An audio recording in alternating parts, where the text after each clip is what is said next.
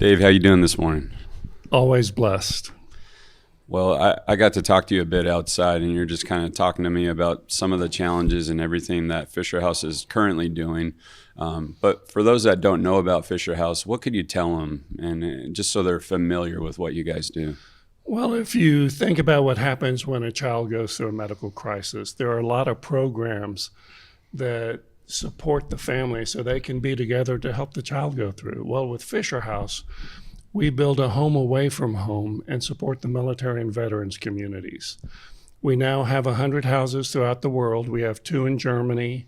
We have 1 in the UK. From Alaska to Florida, we've got it covered. We've got at least 1 house at every major military and medical center. And what we've learned is that the VA system, Veterans Affairs Medical System, needs that help too, because it's the military health care that saves their lives. Many times it's the VA healthcare system that helps them get their lives back through rehabilitation.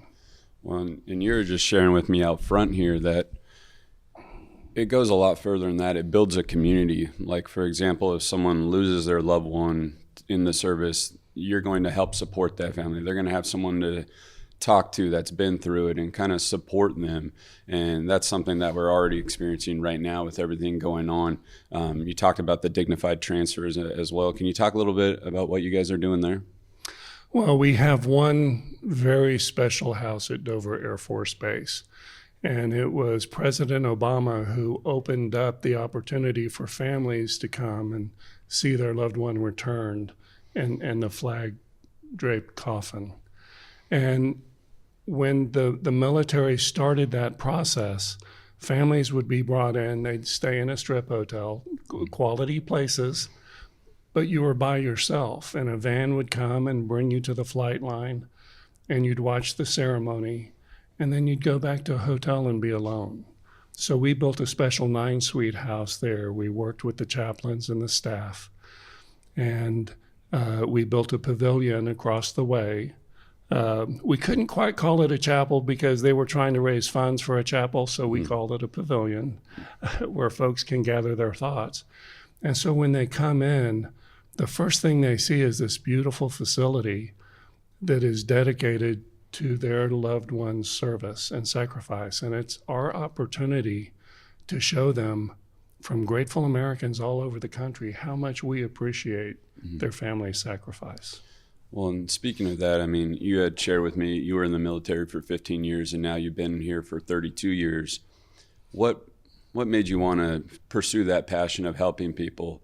And I guess a two-parter here, how can everyone else help? Because I think a lot of people just don't know how they can help. Like my firm, we would love to step in and make sure everyone's taken care of, because some people have the ultimate sacrifice and the families are kind of left putting the pieces together. So what made you do that, and how can all of us help in your mission? Well, I grew up an Army brat. My father was in. I had my career. And what I saw with Fisher House, I started as a volunteer, and I had no idea where it would take me. But I saw the difference it made. The house I first was at Fitzsimmons Army Medical Center, and one of their specialties was neonatal intensive care. And I remember that first Thanksgiving. We had 5 families in the house. It could hold 8, every one of them with a baby in the NICU. And if you don't think the prayers that morning for gratitude were special, and people who serve in the military are used to, okay, tell me when I need to be there and I'll show up 30 minutes early. It's just what we do.